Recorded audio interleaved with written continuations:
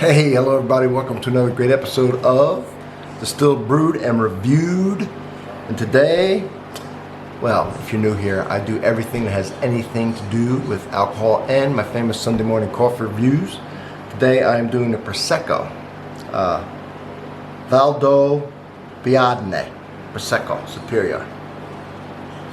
It's a DOCG rating, one of the highest ratings for Italian wines.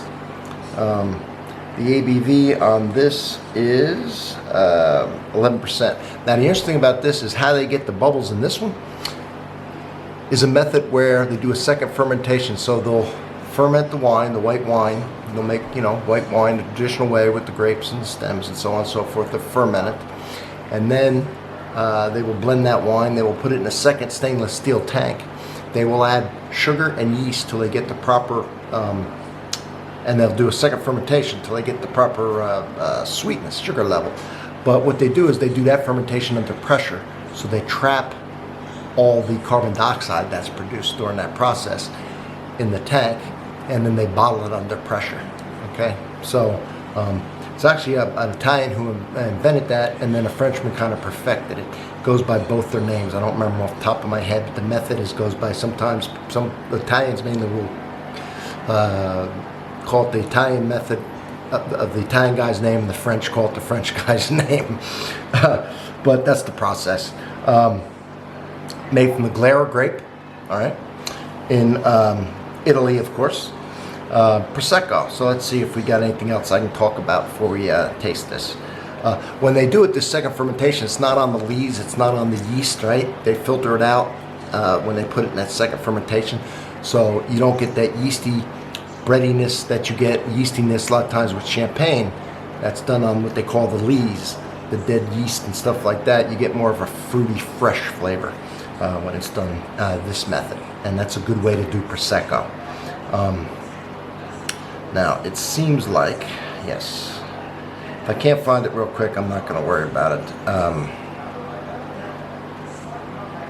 Mionetto is the winery that does this, okay? Let me see here.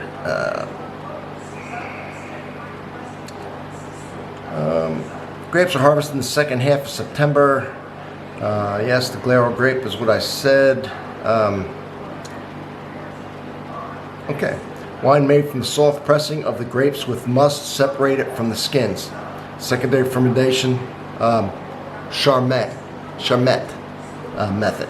That's the French one. There's actually an Italian guy who invented it. The French guy perfected it, and so this is they're using his name, the Charmet method, which I explained to you.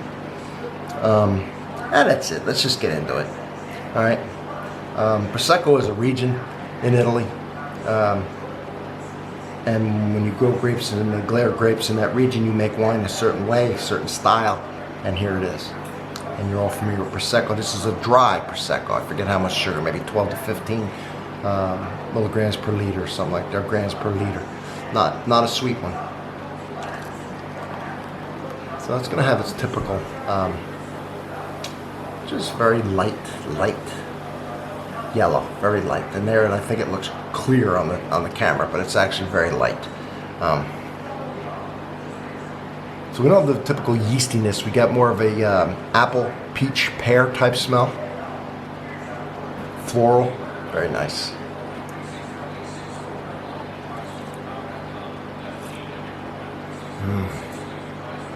Oh, you see the bubbles? They're so nice and fine.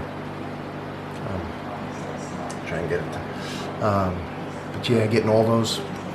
The palate is definitely confirming the nose, man. It's got that beautiful light fruits, those yellow fruits, those pears, those peaches, yellow apple. Just very good, crisp, clean.